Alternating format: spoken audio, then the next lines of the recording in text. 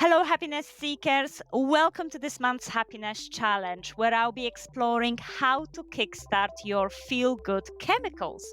Exploring with me this topic is a British journalist and author, Tanith Carey, who, in her newest book, Feeling Blah, brings the latest in psychology and research of how we feel excitement and joy. Tanith is going to dive deeper into why we feel joyless at times and how to recapture life's highs. So let's try out some strategies together to help you bring color back into your life. Welcome, Tanith. Hi, how are you?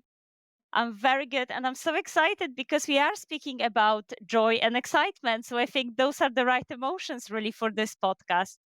Absolutely, yeah. So, in your book, you are speaking about a phenomenon, let's say, called anhedonia. So, what is it, and how do we know if we are experiencing it?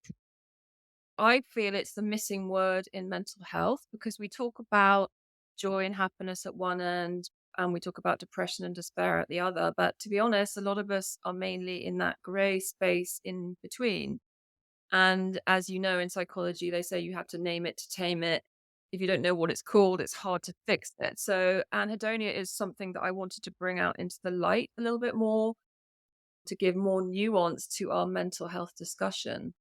Because at the moment, people just don't really talk about, as I say, the kind of the blah feelings, not feeling, kind of getting on with your life, functioning, getting up, going to work, going through the motions, but not actually feeling like they're flourishing or they're reaching their potential, or not just really having the joy kind of coursing through them, feeling a bit numb, a bit like they're sleepwalking, a bit zombie like, all those kind of things. So that's what I wanted to talk about.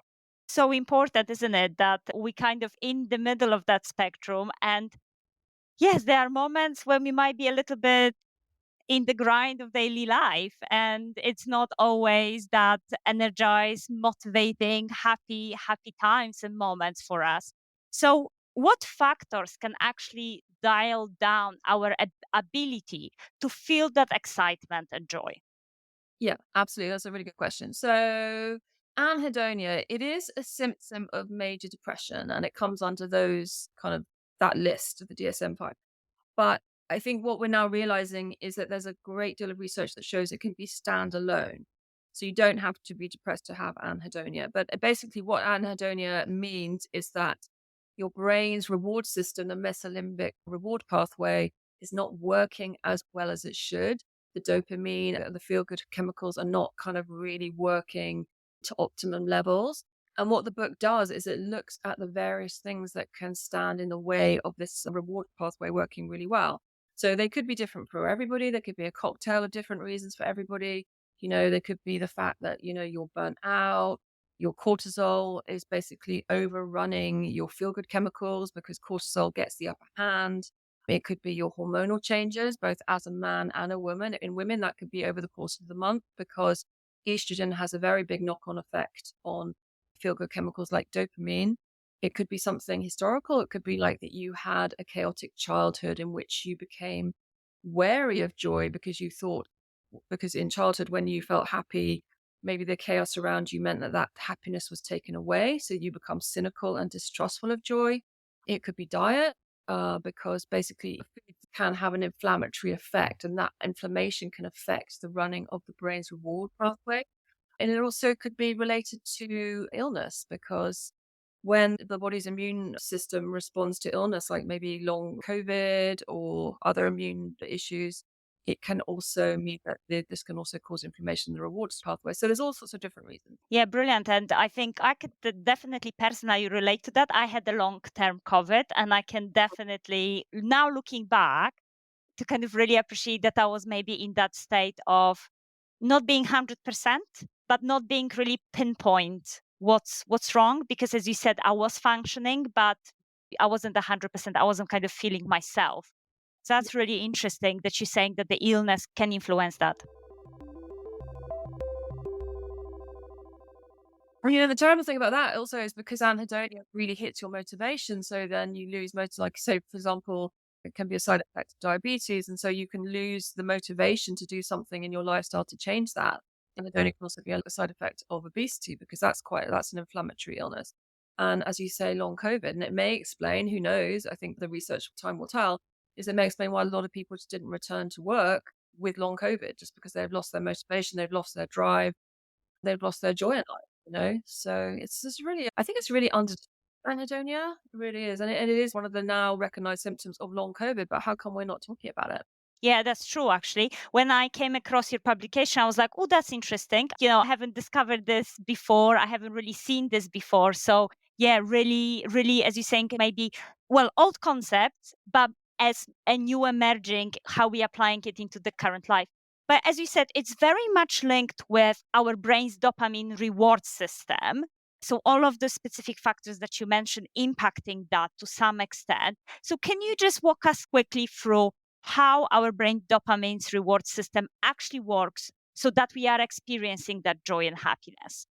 Yeah, so I worked with a lot of neuroscientists on this book, and one of the main neuroscientists I work with is a guy called Professor Kent Berridge, who's taken forward the Olds and Milner reward experiments on rats, and he's brought it into the present day. And he has analyzed how joy circulates in the brain. And I mean, one of the things I say in the book is we have two things going on. We have this expectation that modern life should make us happy. But at the same time, modern life is making us unhappy because our dopamine circuits is also being overrun. I mean, we live in a convenient society where we can get filmed, music, any porn scene, anything we want, probably if we really wanted it, to our doorstep within a couple of hours.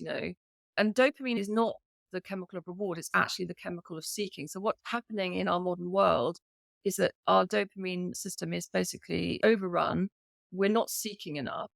And also, basically, in the course of this, the dopamine receptors in our brain then become downregulated so that the dopamine is not circulating as well. I mean, obviously, I talk about this in much more detail in the book. And also, we have to realize that joy is actually not just one thing, it's actually three things, according to Professor Berridge. And that is the anticipation of something that's good that's going to happen. So that's when the dopamine builds. It's the appreciation. That's when we're in the moment and the dopamine is regulating. And also, we get opioids, which are also a part of this reward. And then we get the remembering. So that if we have something that we enjoyed, we remember, so we do it again. Basically, I think the point I make in the book is that we're always talking about, oh, we want things to make us happy and everything should make us happy. But if you ask the average person, how is happiness brain made in the brain? Like, very few people can tell you. So that's why I devote this entire chapter to neuroscience and explaining in a really clear way what happens. Like, say you put something to your door, how the anticipation, your visualization, the memory of something you enjoyed, how this works to create a joyful experience. Because once we understand what joy is, then we can start to get our brains kind of back on sides. Because we still have the same brains as we had 100,000 years ago, but the environment has changed a great deal so that basically they've been hijacked, and they're kind of our dopamine reward system is kind of metaphorically, because obviously the brain is a very complicated thing, is metaphorically kind of short circuiting. Oh my goodness, so interesting, isn't it? Like, on one hand, everything really should make us happy, as you're saying, that's our expectation. On another hand, oh my goodness, that is too much all at once. Basically, when everything is supposed to feel good, then nothing feels good. This capitalist society we've created where like all our needs are met right away. But yeah, the dopamine is not really helping our dopamine because there's just too much dopamine. Do you know what I mean? And then once dopamine goes up, then it has to come down again. So we're in a very dopamine dysregulated society. Yes, and I really love that categorization that you mentioned about the joy at different three levels. My husband always loves that I make the best out of holidays because I love that anticipation of planning when we're going on holiday. Then I love it when I'm there, but then afterwards for another year, I'm creating like scrapbooking from that holiday. So he always laughs that this is like one holiday, the best investment because I'm happy for like 2 years.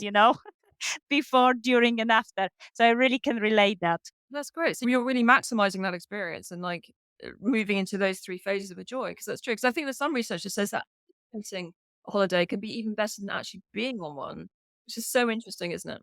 Yes, because I guess we're imagining those extra things. Oh, yeah, I'll be doing this, I'll be doing that. And I can really see how our imagination can take us on that nice joy wave.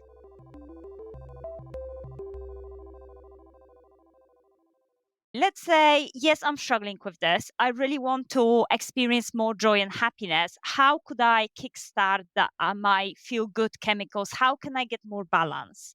Yeah, so the last third of the book is really a toolbox because it's going to be different for everybody depending on what the causes of their anhedonia is. I mean, obviously, the first step is awareness. The fact that we know that there's a state of blah, that it is not just the status quo, that this is a thing. And therefore, when you know it's a thing, then you can feel more in control of it and start to address it. So that's the main thing.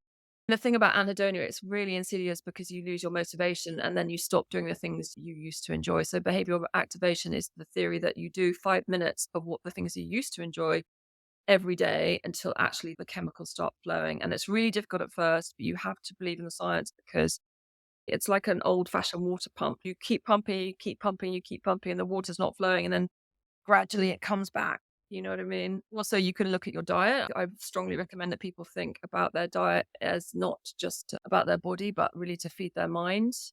I mean, I've spoken to women's menopause experts. I mean, obviously, this applies to men who just say that they can see a very tangible improvement in people's mood when they have a less inflammatory diet, because that means that the brain's reward system can work more smoothly.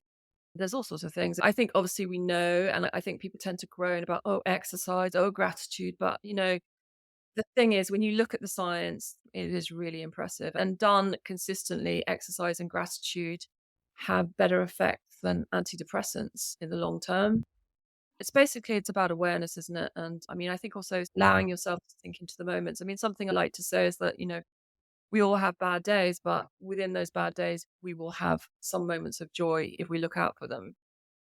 Also phones, I mean, that just sounds like a little bit like we've heard it all before, but the point is that cortisol, the stress hormone, stays in our body once spiked for an hour. So basically, if we are always getting inputs and notifications and emails, messages from our boss, messages from our work colleagues and stuff like that, it just means that, our cortisol levels never get a chance to reset. And cortisol really does dampen down the effect of serotonin and dopamine. So we're just not giving ourselves a chance. I mean, I just really do think we have to treat phone-free time as a treat and a reward. I also believe that we give ourselves too much to do. So we've all got loads of this. I think it's time, as I say in the book, that we do some note, that we look at what all our tasks we give ourselves. Do we really need to be doing them all? Is this a legacy of something else? We have a partner. Can we delegate? Can we share? Can we reorganize? I think women often do are the emotional sponges and they take on the emotional load. And I think we're moving to a phase of history where, we can share these duties more. So there's loads in there. Yeah, fantastic. So lots of great practical aspects from, yes, break up with your phone. I think always a good idea, having a little bit of digital detox to think about your diet, think about your exercise, gratitude, those happiness boosting habits, which I agree. I think we hear about them say, oh, yes, yes, I know I should be doing this, but it's very much, yes, stick to it. And I love the fact that you're saying about that reactivation of joy almost, of repeat it for 5 minutes every day till that joy gets flowing, even though if we maybe lost it in the process or lost it because something has changed in our life. So, as part of this podcast, really, I'd like to try myself certain practical strategies, and then I share with my listeners how did it go and what have I discovered. So, if you could prescribe me something quick that I could try for 3 weeks, what would that be?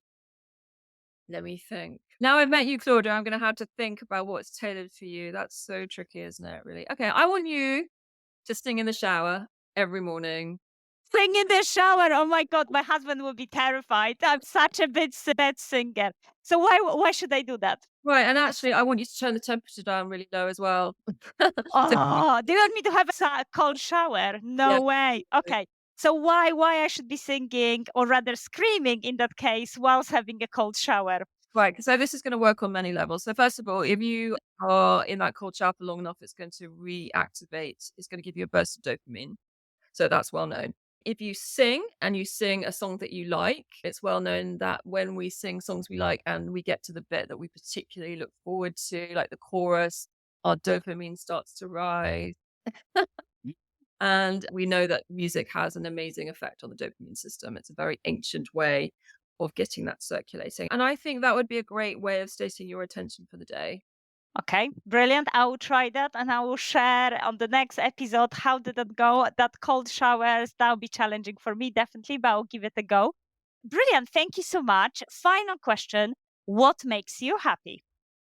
What makes me happy? Many, many things, because obviously this is also my journey out of anhedonia. My dog makes me really happy. Seeing my dog, I mean, nature and my dog, it's nice to stack them, isn't it? So you take your dog to Hampstead Heath, and then she's running around and she's in the moment. She's smiling. I'm like seeing the incredible nature. I'm breathing in the great things from the trees. I'm appreciating the awe of the things I'm seeing. I'm seeing my life in perspective. So yeah, my dog, my happiness coach.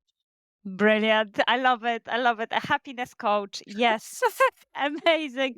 Brilliant. Thank you so much for spending this afternoon with me. I've learned really lots of interesting things around joy and that excitement and getting out of that blah feeling that we all experience at different times. So thank you so much again. No problem.